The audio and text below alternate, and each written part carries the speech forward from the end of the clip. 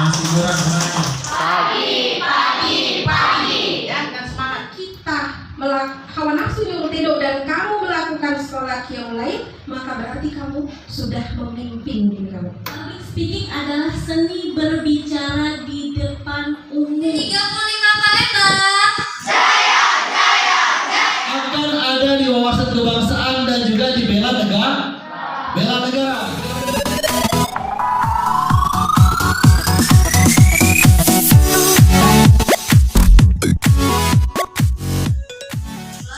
Untuk mempersingkat waktu, langsung saja kami persilakan Bapak Andra Lesmana IPD untuk menyajikan materinya. Pagi luar biasa. Selamat pagi. Sebagai pemimpin, komunikasi dengan pembina maupun wakil kepala sekolah bidang kesiswaan dan juga ke anggota harus lancar dan efektif komunikasinya. Kalau kamu misal ada kumpul untuk kegiatan OSIS jam 9 harus kumpul. Ya, jadi berfokus pada aturan. Jadi kalau ada yang lewat jam 9, nah ada konsekuensinya, ada reward dan punishment. Lebih awal, setengah 8. Ya, acara jam 9, setengah 8 OSIS harus ada. Jadi pemimpin tipe ini berorientasi pada target. Dalam mengerjakan semua organisasi yang akan kita lakukan selanjutnya. Terima kasih. Semua silakan Kanza. Kau nih. Bapak mau lihat dia pemimpinnya. Assalamualaikum warahmatullahi wabarakatuh. Waalaikumsalam warahmatullahi wabarakatuh. Untuk untuk siswa-siswi yang sudah berpartisipasi dalam latihan dasar kepemimpinan OSIS SMP Negeri 35 Palembang, diharapkan lebih sportif dan tertib lagi dalam melakukan tugas-tugasnya. Ya, silakan. Assalamualaikum warahmatullahi wabarakatuh. Waalaikumsalam warahmatullahi wabarakatuh. Latihan dasar kepemimpinan OSIS ini dengan sangat baik, saya mengapresiasinya dan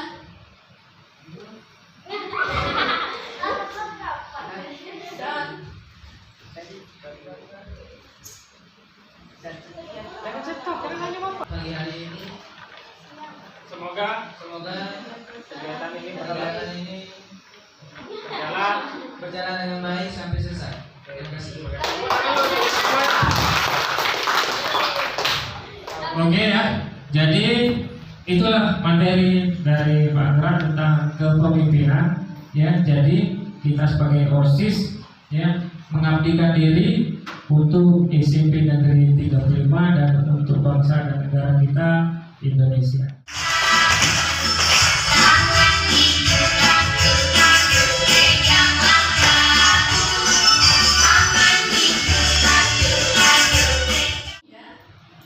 Latihan dasar kepemimpinan dengan wajah-wajah anak-anak didik ibu yang sehat, segar, semangat ya. Mudah-mudahan nanti dari pagi sampai setengah 2 kita bisa setengah 3 ya melaksanakan kegiatan ini dengan lancar dan sukses ya. Kalian masuk ke SMP Negeri 35 pada waktu MPLS, waktu awal ya. Nah mungkin ini tetap di materi ini sudah disampaikan, tapi mungkin ya sudah ada yang batas-batas di lingkungan Bapak Ibu Guru. Nah atau kalau misalnya kalian nak promosi, ya misalnya promosi dari hasil kalian sendiri, boleh itu ya, hasil inovasi yang didapat dari pembelajaran misalnya kita, nah, itu boleh karena hasil produksi kamu sendiri. Kalau misalnya dalam bentuk prakarya ya, nah itu boleh. Ya, yang kedua boleh ya dicatat, sekalian ikut ngomong boleh dicatat tujuannya. Kemudian yang kedua semua harus benar-benar menjadi ciri khas masyarakat belajar di dalamnya. Ya, tuh. Harus benar-benar menjadi ciri khas masyarakat belajar di dalamnya. Jadi tujuan kita memang di suatu sekolah itu tugas kalian itu hanya belajar, ya, bukan ada hal yang lain. Misalnya, boleh kalau misalnya itu dalam tugas belajar, ya, ada tugas buat konten, ya, boleh, memang ada pelajarannya. Jadi intinya harus memang berdasarkan kegiatan yang dilakukan dalam hal materi, menerima materi. Misalnya seni budaya, ya, konten, pembuatan video, nah itu boleh. Harus dilatih dari sekarang, harus dilatih. Nanti kalau di SMA tinggal meneruskan, melanjutkan. Ya, Ibu sangat bersyukur dengan anak-anak Ibu. Dari sekian banyak 24 orang bisa ikut aktif di dalam OSIS. Nanti dilanjutkan lagi, ini bidang kamu ya di sekolah ini, ya, baik itu yang bentuknya prestasi, ya, kemudian yang tidak wajar untuk seorang pelajar, boleh nak sampaikan ya. Warahmatullahi wabarakatuh. Selamat pagi semuanya. Pagi. Tetap semangat. Alhamdulillah. Marilah kita panjatkan puji dan syukur kehadirat Tuhan Yang Kuasa.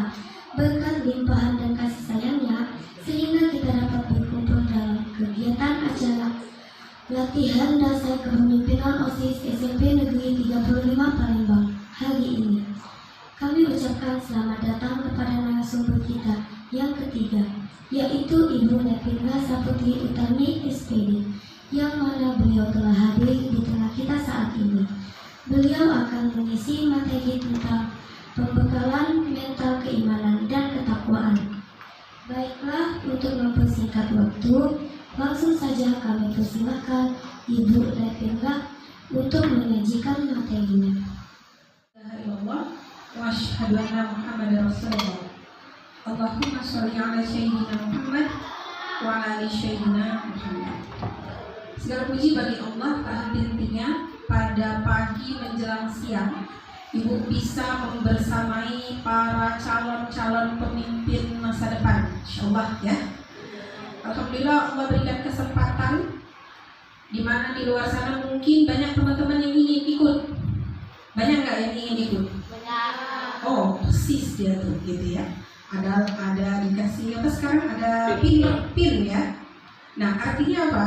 Yang harus kalian syukuri adalah nikmat yang Allah berikan amanah sebagai orang-orang pilihan dari 800 sekian siswa yang terpilih menjadi anggota OSIS adalah yang ada di ruangan ini, ya. Itu yang harus disyukuri. Yang kedua, kita Allah berikan kesempatan dan nikmat sehat. Karena di luar sana banyak yang sakit, ya. Kamu kalau lagi pilek, susah nafas, itu rasanya gimana? Nggak enak, ya kan? Artinya nikmat sehat itu adalah nikmat yang sangat luar biasa. Jadi hari ini kalian bisa datang ke sini, Allah berikan nikmat, diamanahkan sebagai calon-calon pemimpin masa depan. Allah berikan nikmat kesempatan, Allah berikan nikmat kesehatan, ya, sehingga kalian bisa mengikuti kegiatan pelatihan dasar kepemimpinan yang itu tidak diberikan kepada cukup kan fokus sudah ya kan sudah fokus ya. Ternyata kalau tadi kepalanya tidak meminta petunjuk Allah, maka nanti ketika kamu menjadi seorang pemimpin yang besar, maka kamu akan tersesat. Yang terjadi saat ini fakta kan? Fakta.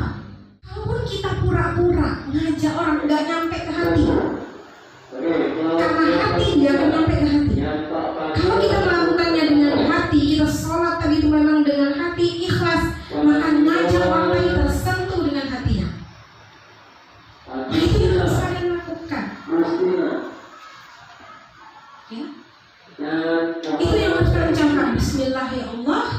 Hari ini hamba diamanahkan menjadi pemimpin teman-teman hamba di sekolah. Pantaskanlah ya Allah, mudahkanlah ya Allah, hamba menjadi manusia lebih baik, hamba menjadi teladan bagi teman-teman hamba. Dan semoga ini menjadi pahala jariah nanti di yaumil akhir. Orang lain, kita sendiri lemah dalam pengendalian diri. Bahasanya itu gini, nak, kita ini dengan diri kita sendiri saja belum selesai. Bisa nggak? Jadi, teman-teman tadi tuh, nak banyak cerita, banyak masalah, curhat ke kita. Lah kita sendiri kan belum tahu menyelesaikan diri kita. Ya, belum mampu mengendalikan diri kita. Kita sendiri saja belum mampu menjadi pemimpin diri kita sendiri. Kata ibu tadi, salah satu contoh memimpin diri sendiri itu apa? Ketika akal sudah mampu mengalahkan hawa nafsu. Ya, teman-teman mau hura-hura, mubazir. Ya, hura-hura tadi pakai duit banyak. Orang tua saya mungkin walaupun ada, saya akan memberikan yang lebih penting saja.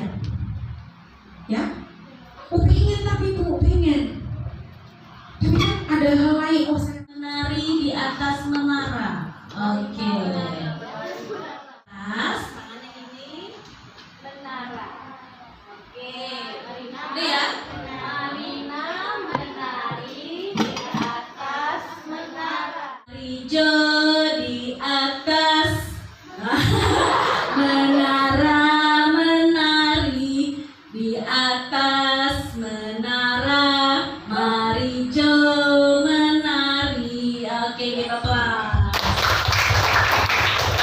Oke, thank you, terima kasih. Apa itu public speaking? Oke, jadi public speaking adalah seni berbicara di depan umum. Nah, itu public speaking ya. Jadi seni berbicara di depan umum. Kalian pegang dua kunci saja. Yang pertama seni, yang kedua adalah di depan umum. Nah, untuk berbicara di depan umum, bagaimana cara kita berbicara di depan orang? Itu tergantung bagaimana cara kita menyampaikan. Oke. Next. Nah, kemudian why? Mengapa public speaking itu penting? Yang pertama, public speaking penting untuk meningkatkan kepercayaan diri. Ketika kita mampu berbicara di depan orang banyak, otomatis itu bisa meningkatkan rasa percaya diri kita, confidence, ya kan? Nah, ketika kita tidak mempunyai rasa percaya diri, bagaimana kita mau berkomunikasi dengan orang lain? Yang kedua adalah membantu menyampaikan ide dan gagasan. Ketika kita berbicara dengan orang lain di tempat umum, otomatis kita menyampaikan suatu pesan atau gagasan kepada orang yang akan kita sampaikan. Bahasanya apa itu kalau orang yang mendengar? Audience, ya kan? Audience kan? Kalau misalnya dia public speaking, orang yang berbicara seperti meme ini disebut apa? Disebut apa? Speaker, ya kan? Yang berbicara, berbicara, orangnya speaker. Ya, audience adalah orang yang mendengarkan. Oke. Nah, berbicara ini sangat berguna untuk kegiatan OSIS seperti rapat, presentasi, atau event-event sekolah. Ya, nak? Nah, jadi pentingnya public speaking sangat mempengaruhi dari pembentukan karakter kalian sebagai anggota OSIS. Oke. Nah, kita penyampaian apa yang kita sampaikan kepada orang itu tergantung apa yang kita sampaikan. Karena berbicara itu adalah kita harus meyakinkan orang lain, di mana kalau orang tidak tahu menjadi tahu, orang tidak yakin menjadi yakin dengan apa yang kita sampaikan, orang yang bingung jadi terinspirasi dari penyampaian kita. Jadi kita sebagai speaker, public speaking, sebagai pemberi berita atau informasi harus bisa menggerakkan orang lain. Jadi ketika kita menyampaikan sesuatu tapi orang lain tidak menangkap apa yang kita ucapkan, artinya kita tidak berhasil. Ya, kita akan berhasil menjadi public speaking kalau misalnya orang tadi bisa menangkap apa yang kita bicarakan. Yang jadinya tidak tahu menjadi tahu, yang jadinya bingung menjadi terinspirasi. Oke, paham sejauh ini? Oke, next. Nah, ini adalah beberapa tantangan dalam public speaking, dan ini biasa terjadi, alami terjadi dalam diri kita. Pertama adalah ada rasa gugup dan takut saat berbicara. Gugup itu biasa, ya kan? Ketika kita tampil di depan kelas saja, disuruh presentasi, ada rasa gugup. Apalagi harus di depan orang banyak, di depan seluruh kelas 7, 8, dan 9. Itu wajar, ya kan?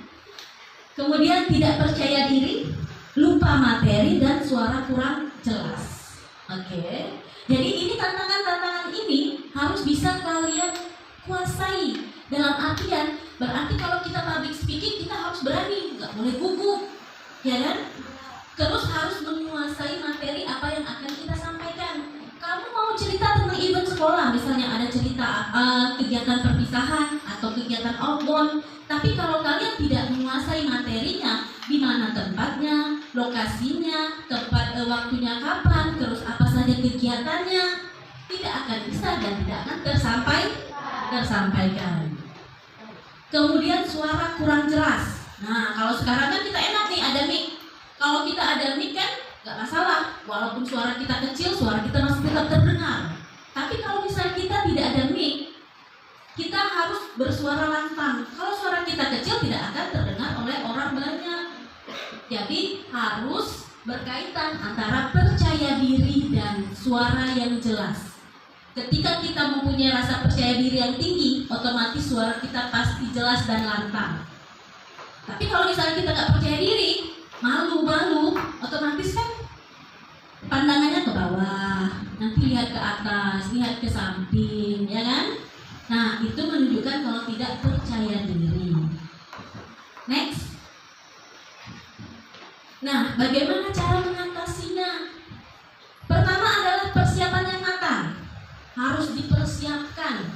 Latihan terus. Bila perlu ketika kalian dikasih amanah untuk menjadi pembicara dalam suatu event, suatu kegiatan, kalian harus menguasai dulu apa yang akan kalian sampaikan.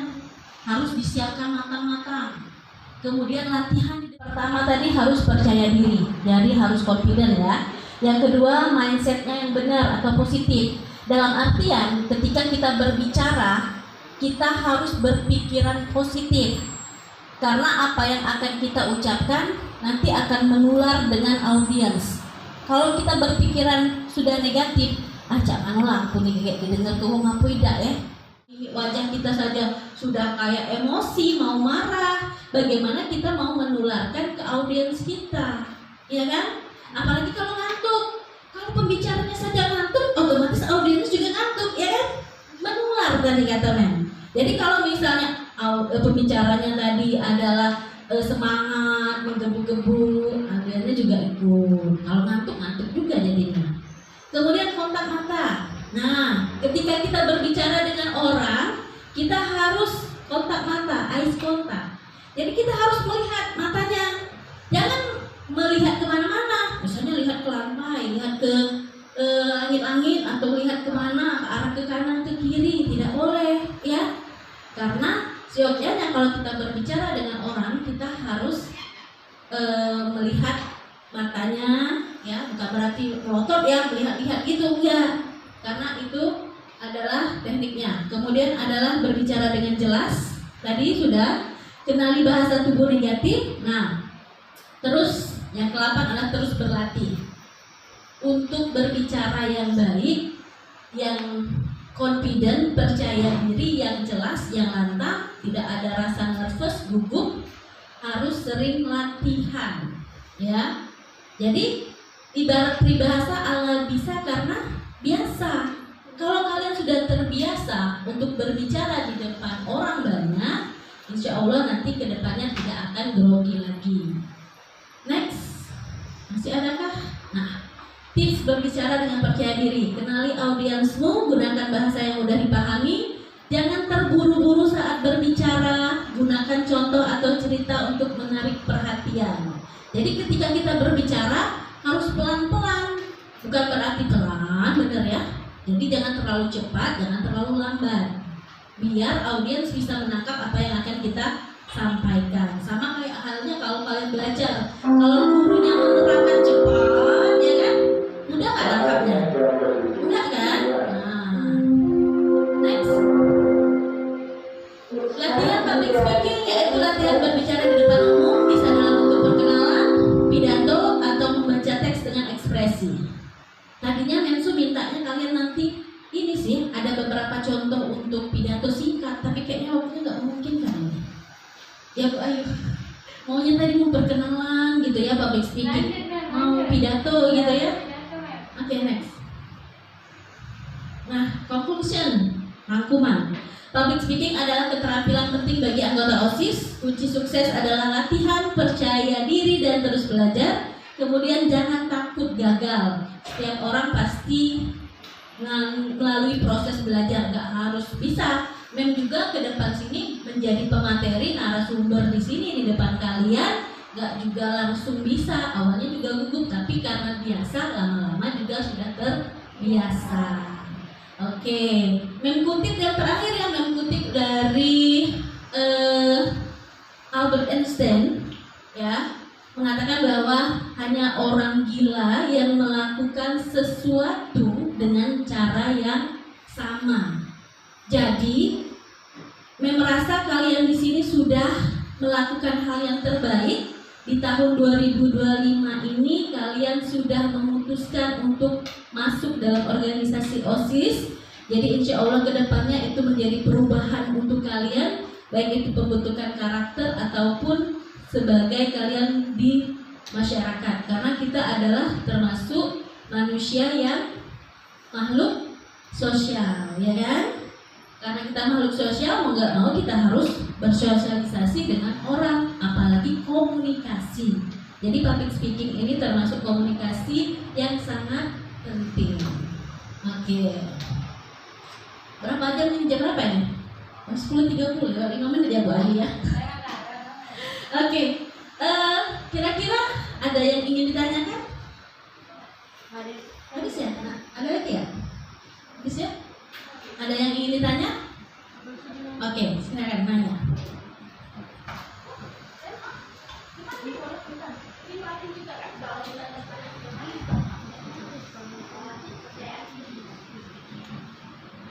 Assalamualaikum warahmatullahi wabarakatuh.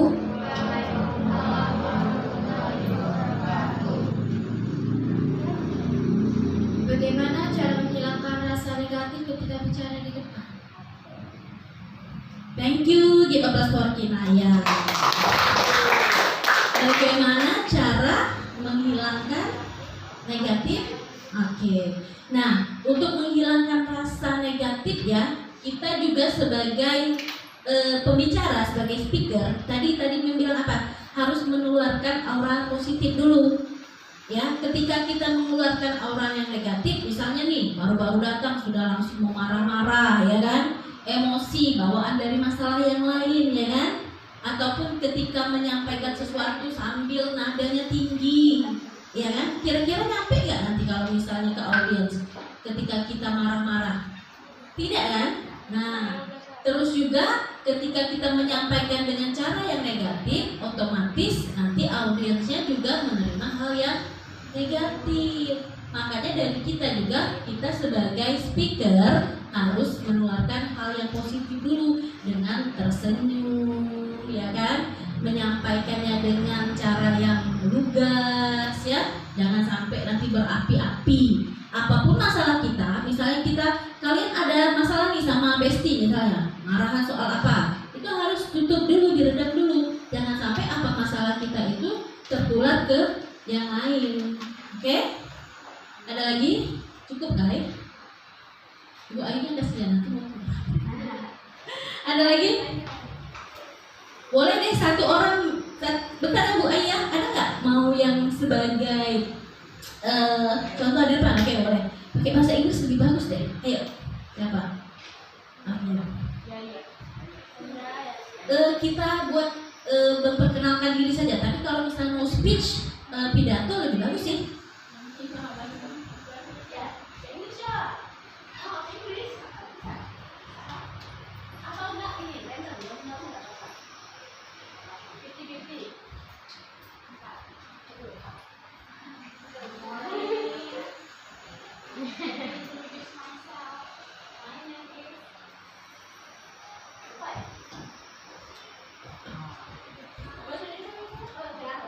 Assalamualaikum warahmatullahi wabarakatuh. Waalaikumsalam warahmatullahi wabarakatuh. Perkenalkan, nama saya Alia Inesta Suprayogi, biasanya dipanggil Alia. Tapi kalian juga dipanggil Yaya. Warna kesukaan saya warna pink. Makanan kesukaan saya mie ayam. Bahasa Inggris itu diperlukan di berbagai negara. Ketika kita pergi ke luar negeri, kita ke Malaysia, nggak bisa bahasa Malaysia, kita pakai bahasa Inggris, orang ngerti dengan bahasa Inggris. Ketika kita ke Perancis, tidak bisa bahasa Perancis, tapi bisa pakai bahasa Inggris, orang ngerti dengan bahasa Inggris. Karena bahasa Inggris adalah bahasa internasional. Oke? Merasa thank you for today. Walaupun tadinya harusnya banyak lagi kegiatan yang harus kita lakukan, sangat luar biasa sekali karena terhalangnya waktu. Terima kasih for your attention. Mengharapkan nanti kedepannya kalian menjadi generasi-generasi muda yang bisa menularkan aura positif kepada teman-teman yang lain dan bisa mengembangkan lebih baik lagi sekolah kita SMP Negeri 35 Palembang. Thank you. Wassalamualaikum warahmatullahi wabarakatuh. Waalaikumsalam warahmatullahi wabarakatuh. Teman-temanku semuanya, itulah penjelasan dari Ibu Sri Martini MPD. Ucapan terima kasih kepada narasumber dan peserta yang telah hadir di sini. Alhamdulillah, materi komunikasi efektif kali ini telah selesai. Semoga apa yang disampaikan oleh pemateri kita hari ini bisa bermanfaat bagi kalian semua. Sekali lagi kami ucapkan terima kasih banyak kepada Ibu Sri Martini MPD. Saya sebagai moderator mohon maaf jika ada salah kata, kepada Allah saya mohon ampun. Selanjutnya saya serahkan kepada moderator materi berikutnya. Saya tutup. Wabillahi taufiq wal hidayah. Wassalamualaikum warahmatullahi wabarakatuh. Kalian ada yang tahu nggak? Dunia digital itu apa sih? Ada nggak yang bisa jawab? Gak apa, berkomentar aja nggak apa-apa. Ada yang tahu apa itu dunia digital? Menurut kalian aja, dunia digital itu misalnya apa? Dunia menggunakan internet. Oke, ada lagi? Dunia yang menyangkut dengan media sosial. Oh, dunia yang menyangkut media sosial. Ada lagi? Sama semua jawabannya? Oke.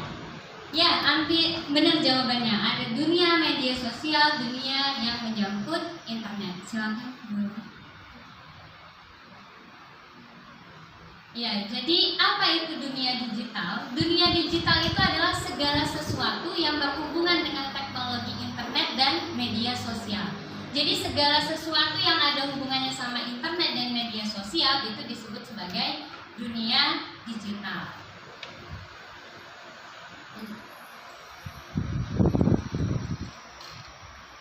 Nah, dunia digital itu ada apa aja sih? Nah, ternyata kalian itu sering banget ketemu sama yang namanya dunia digital. Karena dunia digital ini sering kalian temuin. Yang pertama itu ada yang namanya sosial media.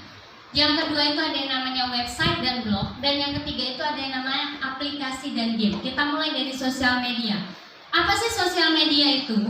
Sosial media itu adalah tempat orang berbagi konten dan komunikasi. Nah, jadi kalau misalnya tempat orang berbagi konten sama komunikasi itu disebut sebagai sosial media. Yang kedua website. Ada nggak yang tahu website? Tahu. Biasanya kalau kalian nyari tugas nih, disuruh guru nyari tugas. Biasanya kalian ketikkan di Google, misalnya karena ibu baru-baru ini belajar tentang gerak dan gaya kelas 7.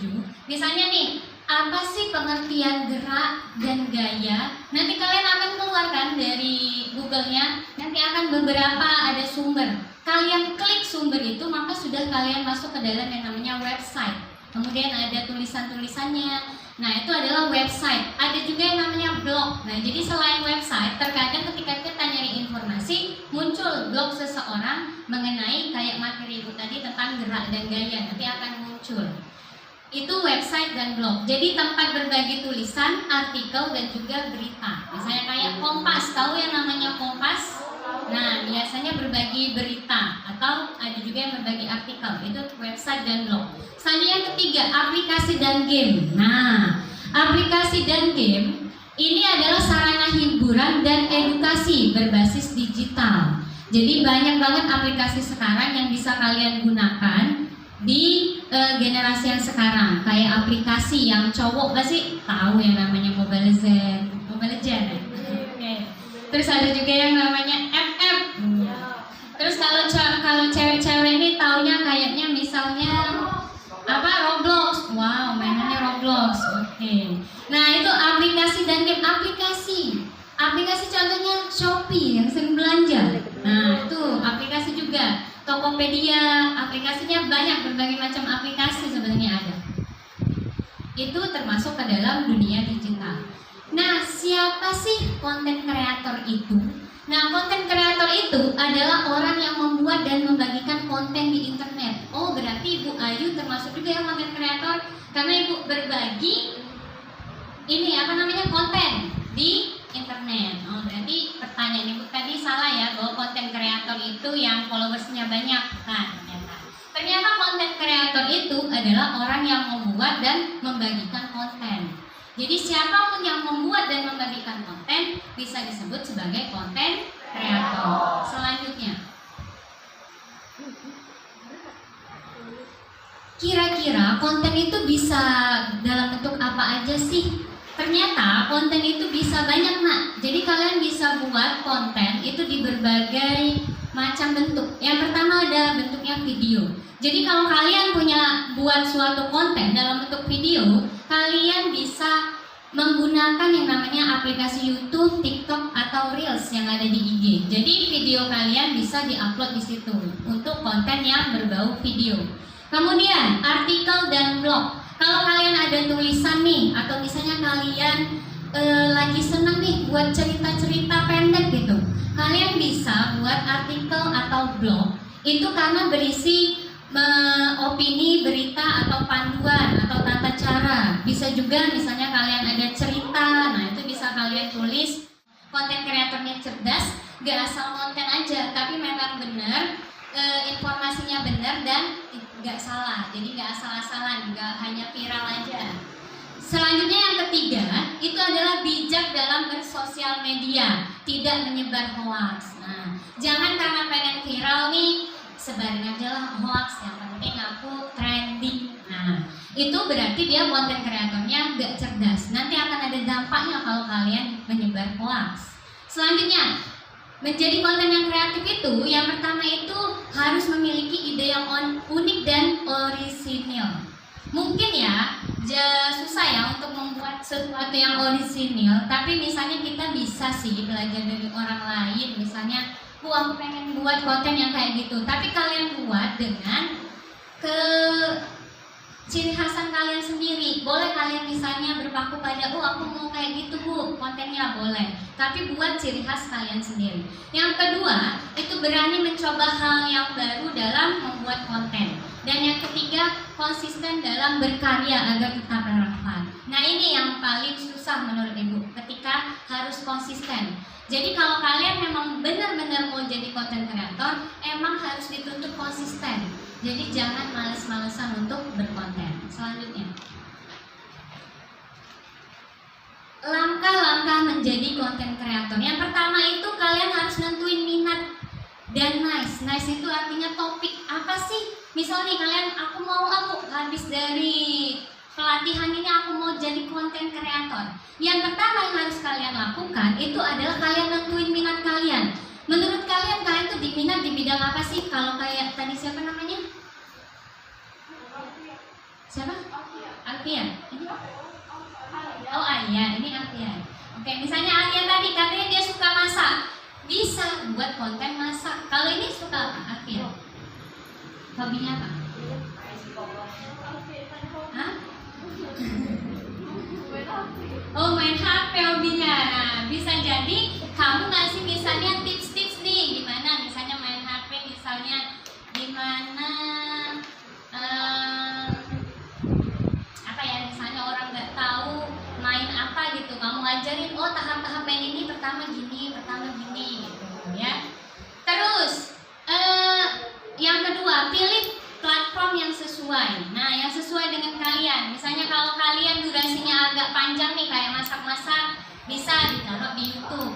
Bisa juga sih ditaruh di TikTok, paling nanti durasinya aja diperkecil. Nah, terus platformnya kalian pilih yang mana yang menurut kalian suka. Ada kan di sini ada yang suka TikTok, ada yang suka Instagram. Nah, pakai platform yang kalian suka. Yang ketiga, buat konten yang menarik. Nah, konten yang menarik ini bukan hanya sekedar menarik, kalian juga harus memperhatikan kualitas gambar, suara, dan juga editing. Kalau untuk pemula sih ya nggak masalah ya, misalnya kualitas gambarnya masih kurang bagus Bu, nggak apa-apa.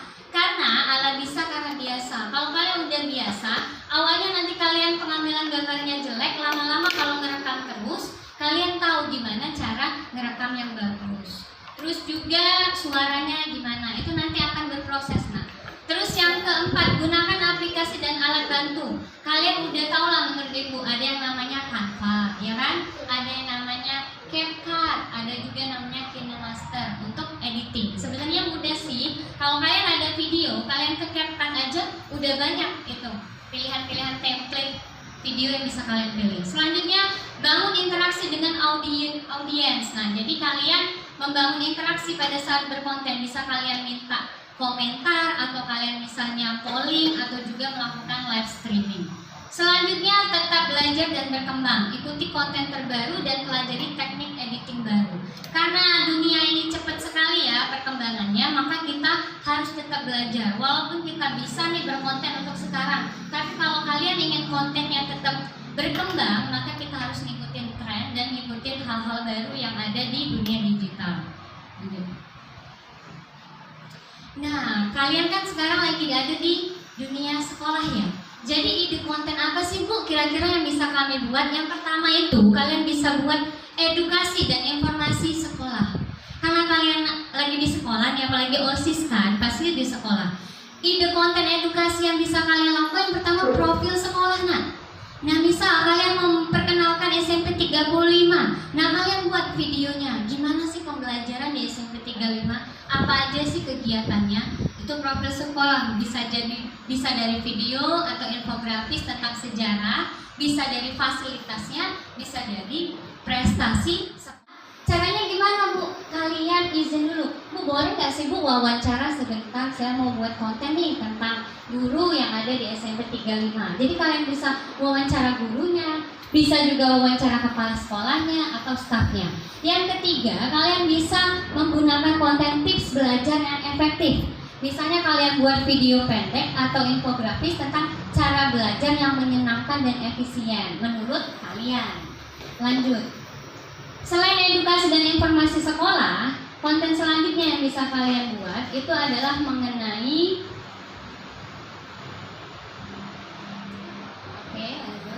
motivasi dan inspirasi. Motivasi dan inspirasi itu gimana Bu kontennya? Yang pertama, kisah sukses alumni. Misal kalian punya alumni nih, kalian tanyain, kalian wawancarain gimana sih ini Kak alumni yang udah di 35, apa aja sih keberhasilannya setelah menjadi alumni. Yang kedua, kalian bisa juga buat kutipan motivasi mingguan, kata-kata gitu. Apa kata-katanya hari ini? Nah, kalian buat dengan kutipannya jadi konten. Jadi postingan dengan kutipan inspiratif untuk menyemangati siswa. Kemudian yang ketiga, cerita siswa berprestasi. Bisa dalam bentuk dokumentasi tentang siswa yang memiliki pencapaian akademik maupun non-akademik. Tiap minggu kan kadang ada ya siswa yang berprestasi. Di situ kalian ambil momennya. ini prestasinya tentang apa sih? Gimana sih cara kamu biar bisa jadi berprestasi gini? Apa sih tahapan-tahapannya? Apa sih keuntungannya? Jangan jadiin konten ya. Selanjutnya kalian bisa juga buat konten hiburan. Bisa yang namanya podcast OSIS. Nah, seru kan? Sebenarnya anak kalian itu punya loh talenta. Nah, mulai dari sekarang kalian hidupkan talenta itu. Kalian buatlah IG OSIS, buatlah TikTok OSIS, buatlah YouTube OSIS. Kalian buat podcast di situ. Bu, nggak ada yang nonton bu, untuk apa dibuat? Kalian buat aja dulu. Siapa tahu nanti sekolah lain tertarik. Ya nggak? Dimulai dari kalian dulu. Bu, nggak ada yang nonton, viewersnya kecil bu. Memang TikTok itu viewersnya besar. Ibu konten aja, ibu upload aja di konten. Enggak, ya sudah. Yang penting kepuasan kita sendiri. Jadi nggak masalah. Belum istirahat ya kalian ya. Oke, berarti. Selanjutnya ada juga parodi kehidupan siswa. Nah, misalnya buat TikTok nih, kadang kan ada di TikTok orang buat parodi. Nah, kalian buat juga parodi kehidupan siswa. Gimana sih siswa di SMP 35 nih? Nah, kalian buat parodi. Kemudian cover lagu atau aransemen ulang lagu. Lanjut. Nanti kalian selesai 12.15 ya. Selanjutnya konten mengenai kegiatan dan event sekolah. Nah, contohnya liputan kegiatan sekolah. Bisa kalian dokumentasikan acara seperti lomba, seminar, atau kegiatan ekstrakurikuler. Yang kedua bisa buat event yang namanya behind the scene. Nah, ini kan latihan dasar kepemimpinan ini kan ada persiapannya kan kemarin ya. Kalian videoin, jadi behind the scene. Yang ketiga, kegiatan OSIS. Nah, kalian buatlah beberapa acara kegiatan OSIS, kemudian bisa kalian kontenin. Jadi, anak-anak OSIS siapin dulu program apa sih yang akan dilakukan selama 1 tahun ini. Kemudian di kegiatan itu bisa kalian kontenin. Selanjutnya. Nah, selanjutnya kita ke peduli lingkungan dan sosial. Nah, konten yang bisa kalian buat yang pertama itu adalah kampanye Go Green di sekolah. Nah, di sekolah kita kan nggak boleh nih bawa, nggak boleh kalau nggak bawa bekal, wadah bekal ya, sama wadah minum. Kalian kontenin, hai guys di SMP 35 nih, kami nih nggak boleh bawa ini, pakai plastik nggak boleh, harus membawa wadah bekal. Ini loh kegiatan kami, akibat dari kegiatan kami ini sampah kami berkurang, sehingga sekolah kami sampahnya tidak ada. Bisa berkurang lah intinya, ada pasti sampahnya paling cuma kertas. Kalian kontenin. Yang kedua, misalnya ada juga aksi sosial OSIS. Nah, kalian dokumentasikan, misalnya kalian pergi bakti sosial kah atau melakukan donasi, kalian gunakan sebagai konten juga. Yang ketiga, misalnya hari tanpa sampah. Kalian lakukan kegiatan. Gimana sih membuat hari tanpa sampah? Kalian yang merancang kegiatan tersebut, ya. Jadi jangan nunggu dari Pak Zainulnya, apa sih Pak program kita Pak tahun ini. Kalian itu punya loh lebih banyak ide daripada kadang guru-gurunya. Jadi keluarin aja ide-idenya. Nanti kalau udah ada ide baru kalian sampaikan ke Pak Zainulnya. Jadi jangan nunggu Pak Zainulnya ya. Udah belajar konten-konten ini masih nanya sama Pak Zainulnya. Kalian kan udah dapet, kalian aplikasiin aja. Yaitu Bapak F. Jamhari SPD, yang mana beliau tengah hadir di tengah kita saat ini. Beliau akan berisi materi tentang wawasan kehidupan berbangsa dan bernegara. Baiklah, untuk mempersingkat waktu, langsung saja kami persilakan Bapak F. Jamhari SPD yang menjadi materinya.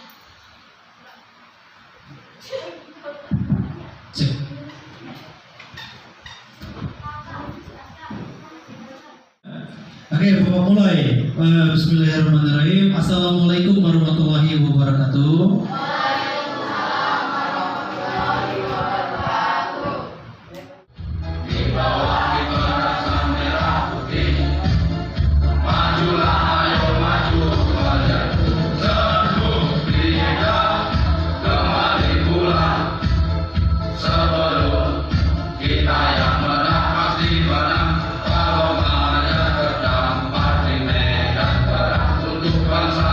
Kami kan berjuang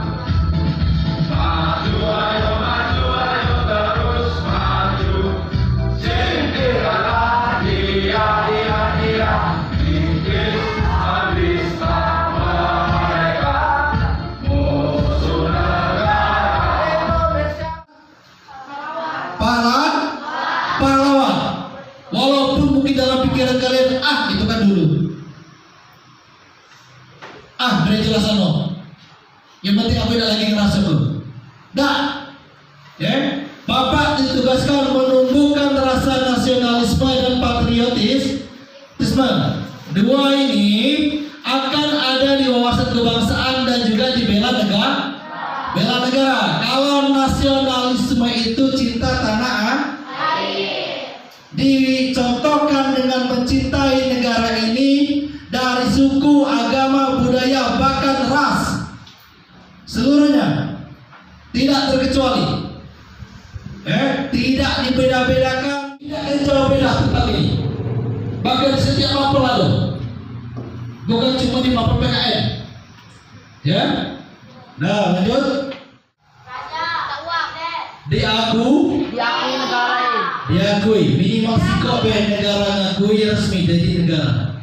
Dan kita sudah resmi, walaupun penjajahnya belum balik. Ibaratnya tuh kita lah merdeka, penjajahnya masih enak. Lanjut. Nah, masuk ke tema tentang bela negara. Dari katanya itu udah tahu bela negara. Sekarang Bapak tanya, bela negara wajib apa enggak? Wajib. Terus Bapak tanya, keikutsertaan bela negara itu disampaikan dilakukan melalui apa? Contoh kecil, di sekolah boleh, di rumah boleh. Contohnya, bekal. Kita nak bela negara, apa yang nak dibela? Ayo. Kalau negara terdesak, rakyat wajib membela negara.